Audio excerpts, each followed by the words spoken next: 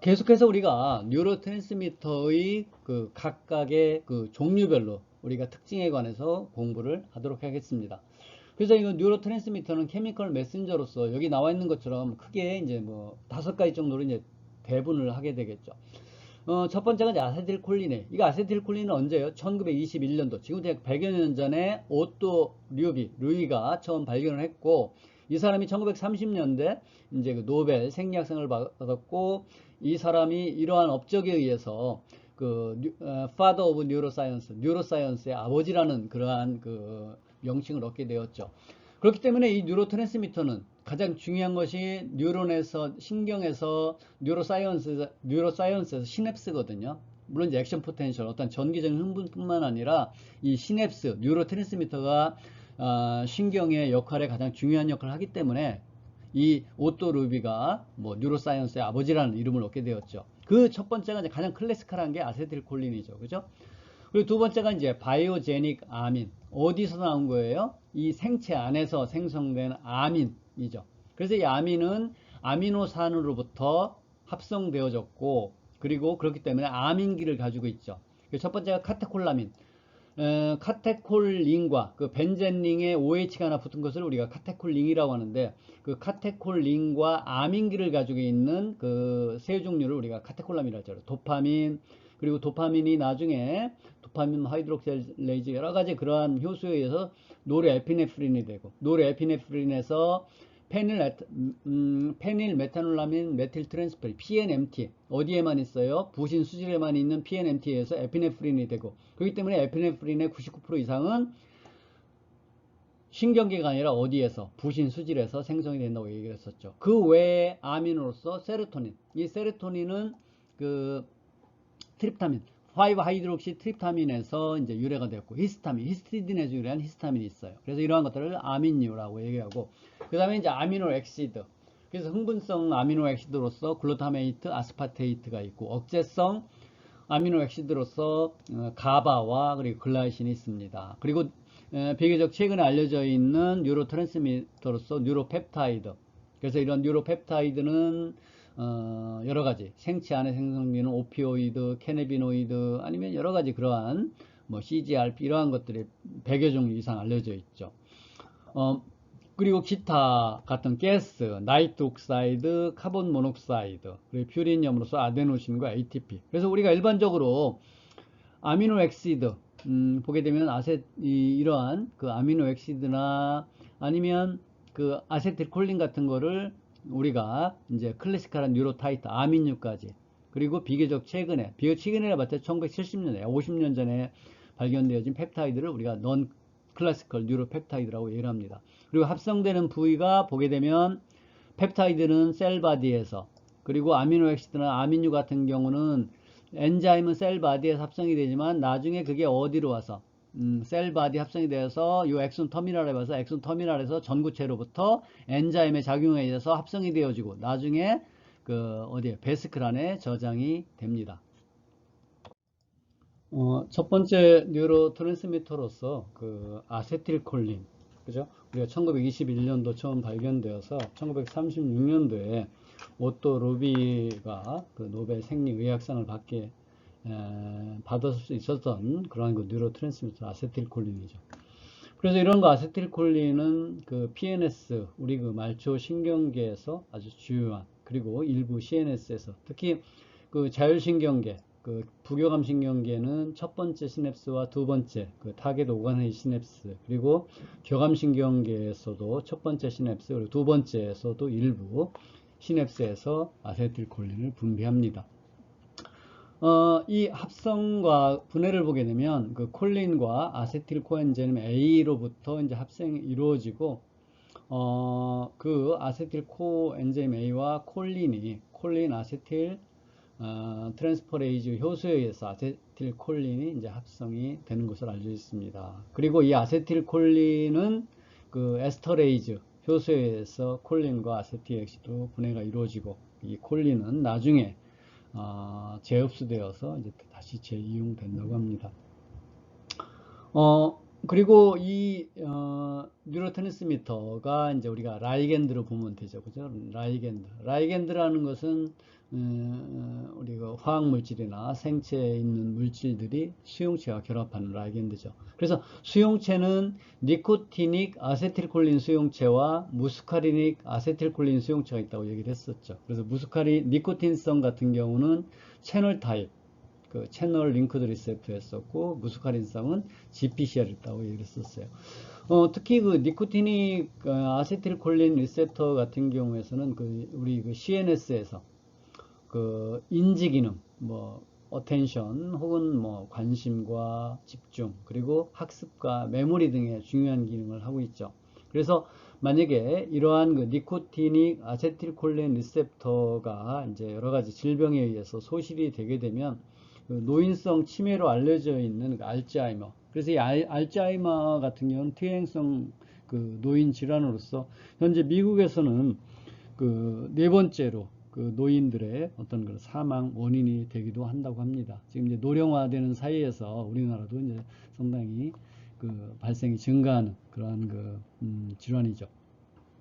그래서 이렇게 그 알츠하이머의 질환에 되기도 하고, 또한 그 니코티닉 리셉터, 특히 이제 골격근에 있는 니코티닉 리셉터가 그 어떤 그 자가 면역 질환으로서 항체가 그 니코티닉 아세틸콜린 리셉터, 골격근에 있는 니코티닉 아세틸콜린 리셉터를 그 손상을 주게 되면 자가 면역, 오토이뮨 디지즈죠. 그죠? 그래서 손상을 주게 되면 그 리셉터의 그 어베일러빌리티, 뭐 리셉터 수가 감소함으로 인해서 마이어스테니어 그레비스, 중증 근무력증이죠. 그래서 뭐 힘도 없이 그냥 털썩 주저앉는 것들, 그 어떤 뭐 골격근이 신경이 없으니까 어떤 긴장을 유지할 수도 없고 그냥 무력증에 걸릴 수가 있겠죠. 그리고 무스카린성 니코틴 리셉터 같은 경우는 GQ 결합된 수용체죠. 그래서 혹은 뭐 GI 혹은 이제 GQ 결합된 수용체이기 때문에 아데닐 사이클레이스의 작용을 억제하고 사이클릭 AMP 생성을 억제하거나, 혹은 GQ 결합된 수용체는 그 PLC를 활성화시켜서 PIP2로부터 IP3와 디아실글리세롤, IP3는 칼슘을 동원해서 여러 가지 기능을 하게 되겠죠.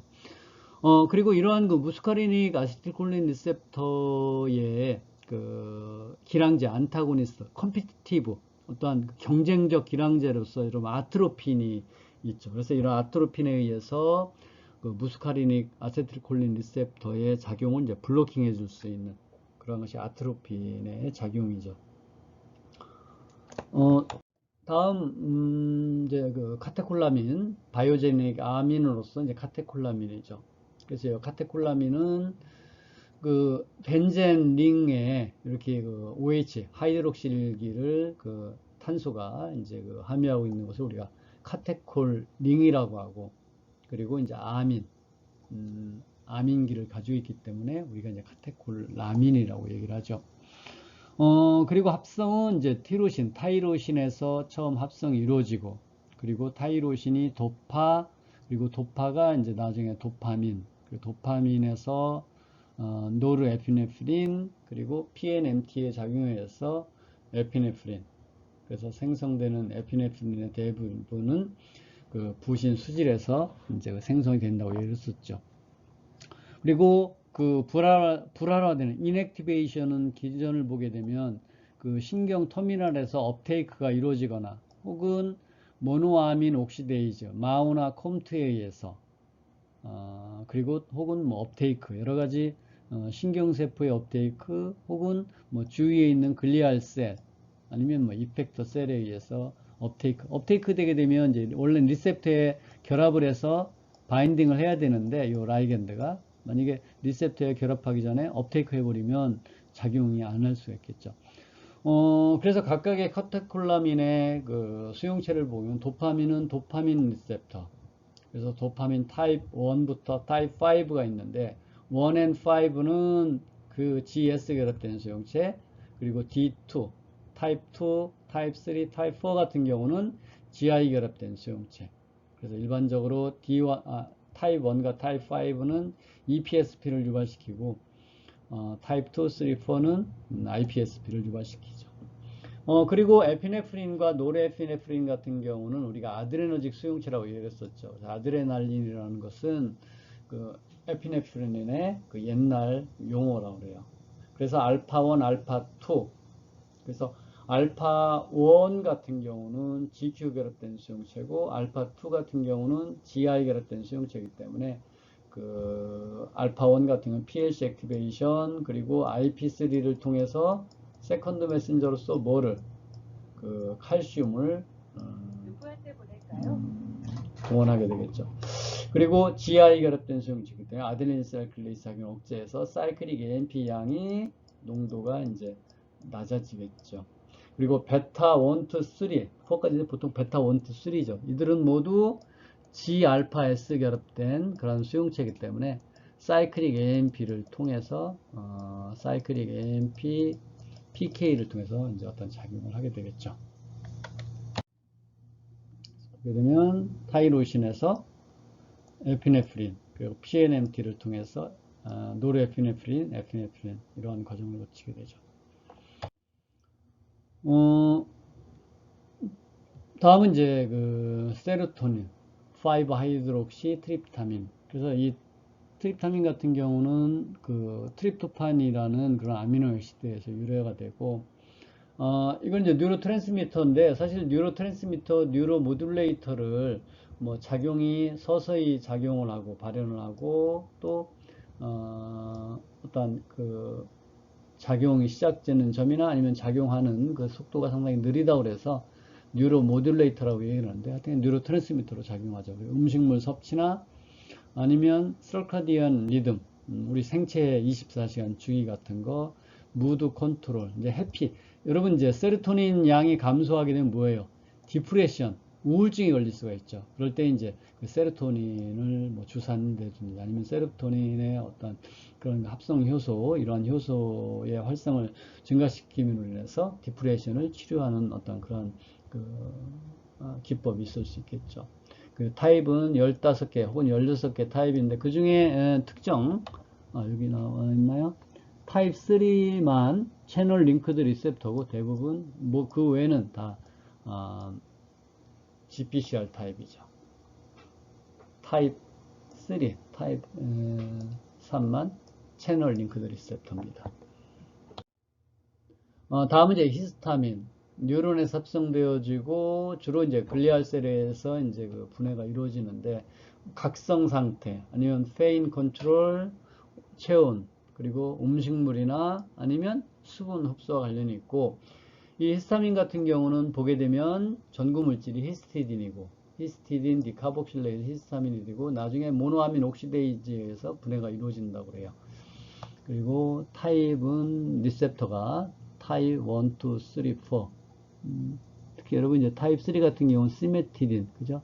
위산, 분비 억제제로서 제산제로 쓰이는 H2 같은 경우는 이제 그 시메티딘이 히스타민 리셉터죠.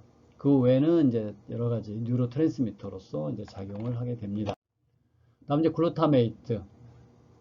아미노 액시드 중에 글루타메이트, 아스파테이트가 대표적인 그런 그 EPSP를 유발하는 흥분성 뉴로트랜스미터죠.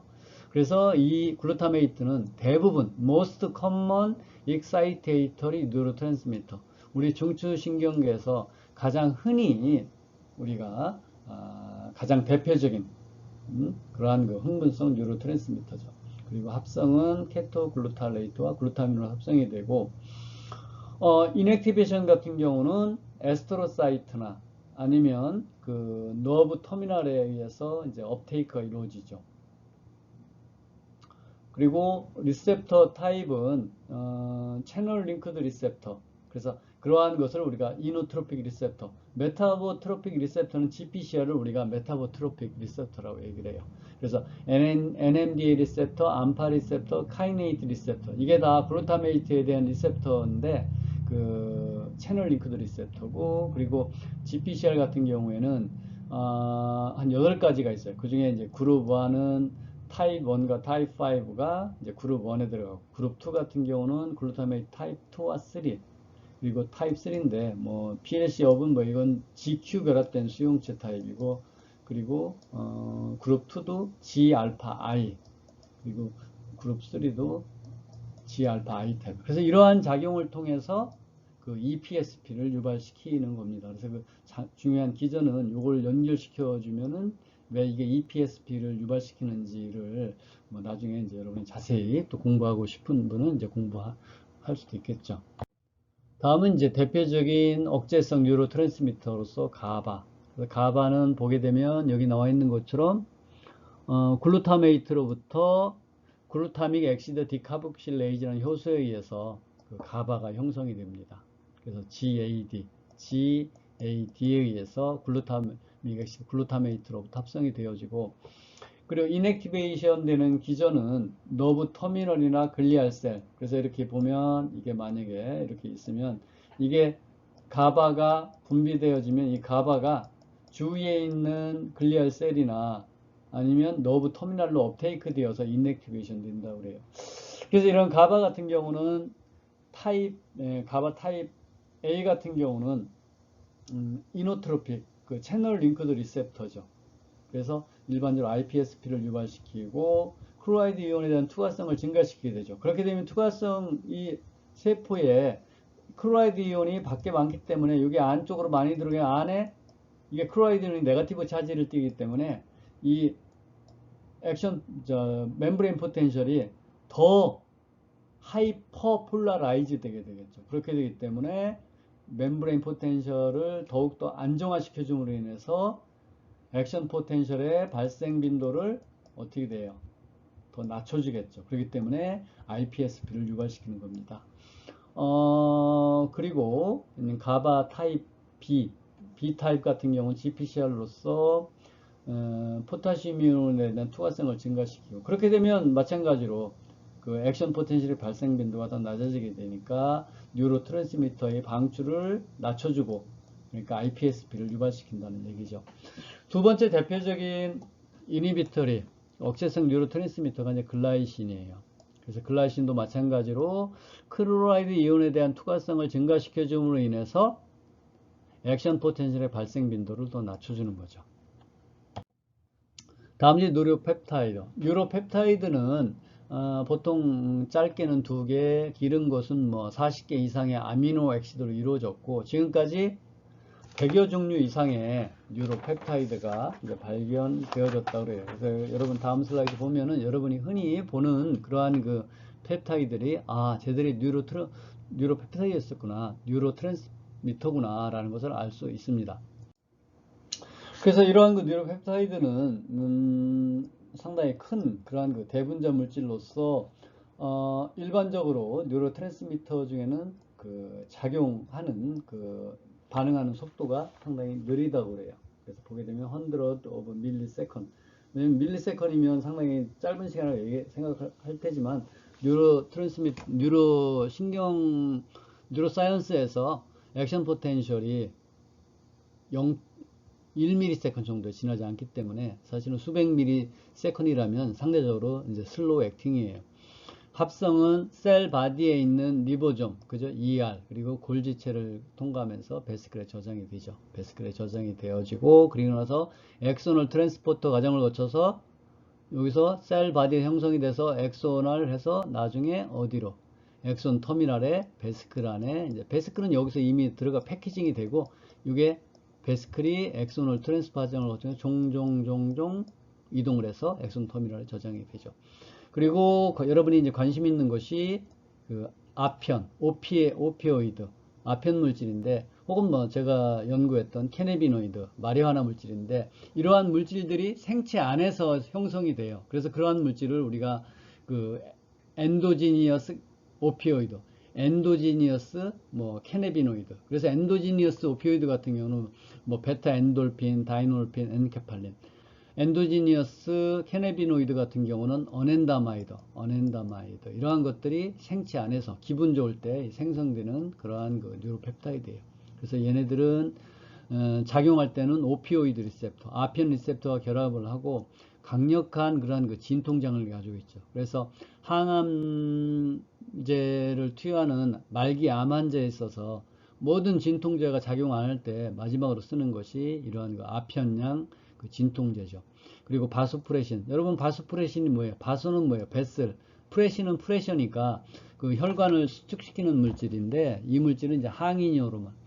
ADH. 그렇죠? 항인이 호르몬을 처음에 얘네들이 작은 그 소동맥의 혈관을 수축시키는 그 작용을 보고 이름을 바소프레신을 했는데 사실 나중에 보니까 그 작용보다는 신장의 수집관에서 항인유 작용에 더 중요한 역할을 하기 때문에 이제 항인유 호르몬 얘기를 했죠.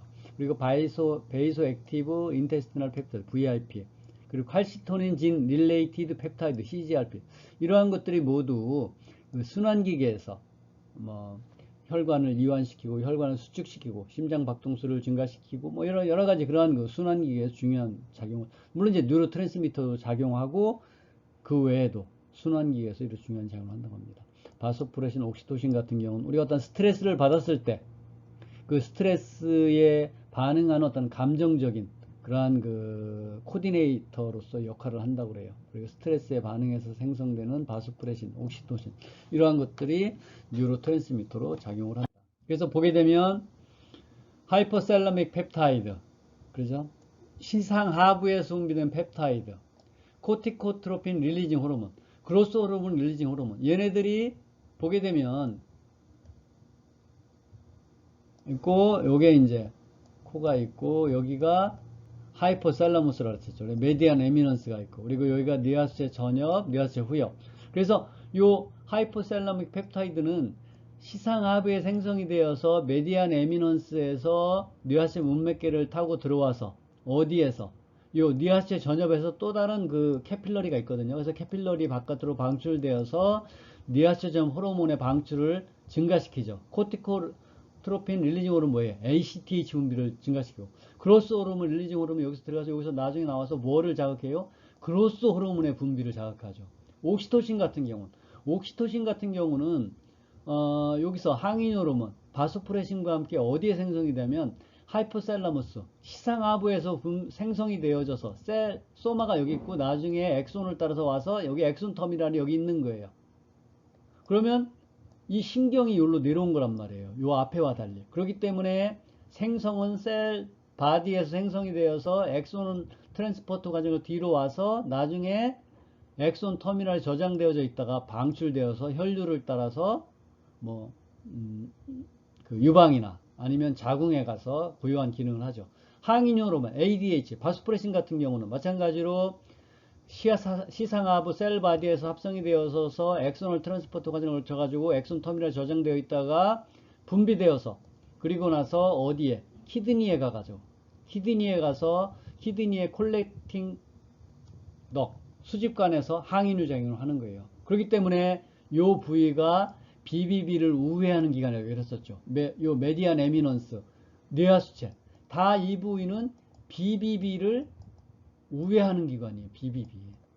왜냐하면 BBB가 있게 되면 이러한 호르몬이 들어가서 이러한 호르몬의 방출을 촉진시킬 수도 없고 행여 분비된 호르몬이 혈류를 따라 이동할 수 없잖아요. 그렇기 때문에 BBB를 우회하는 기관이죠. 그리고 여러가지 TRH, 갑상선 호르몬 자극 호르몬, 뭐 소마토스타틴 얘네들은 주로 이제 호르몬의 분비를 억제해 주는 것들. 뉴로펩타이드 Y, 오피오이드 펩타이드, 다이놀핀, 엔케펠린 뭐 이런 것들.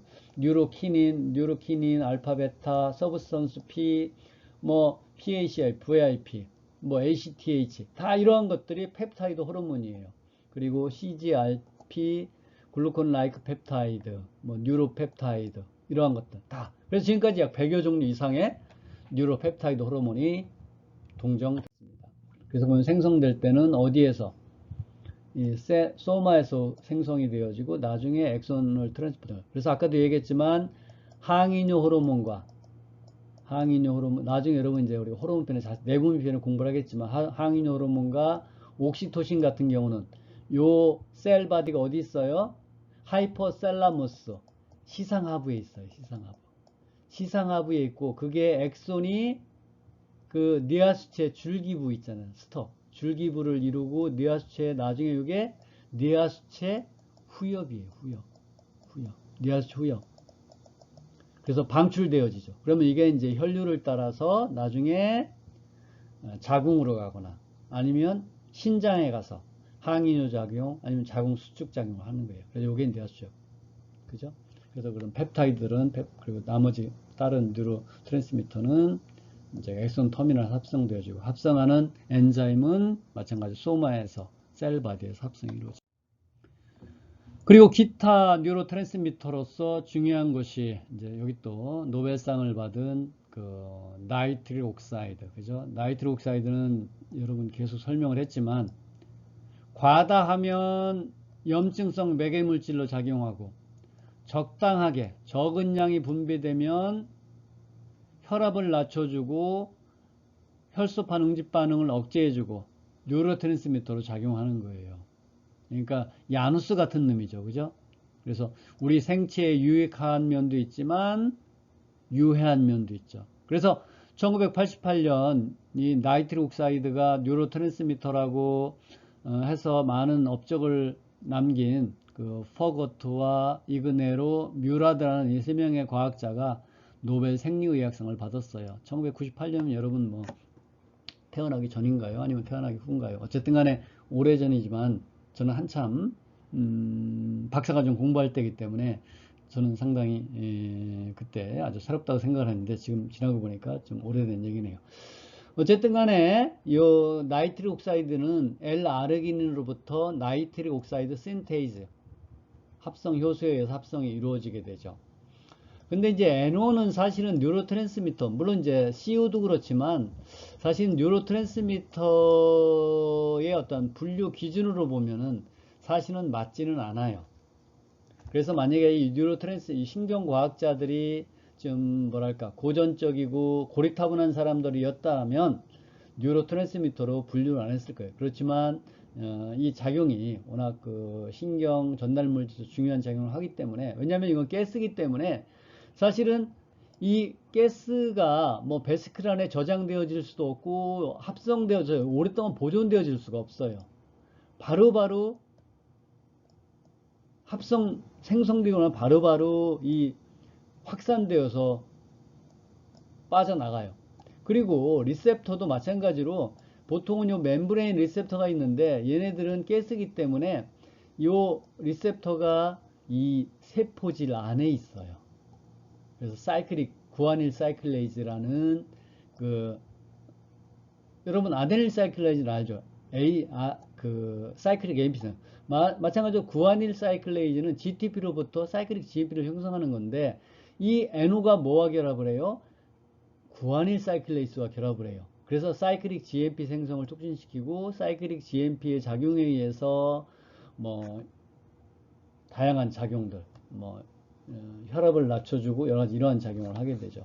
그 외에 ATP 같은 경우도 이러한 그 세컨드 메신저로서 작용을 합니다. 뉴로트랜스미터로서 작용을 합니다. 특히 이제 그 ATP 같은 경우는 뉴로트랜스미터로 작용을 하는데 상당히 그 작용할 때 액팅이 패스팅 빠르게 작용하고 그 대표적인 그 흥분성 글루타메이트와 같은 흥분성 신경 전달 물질이라고 합니다.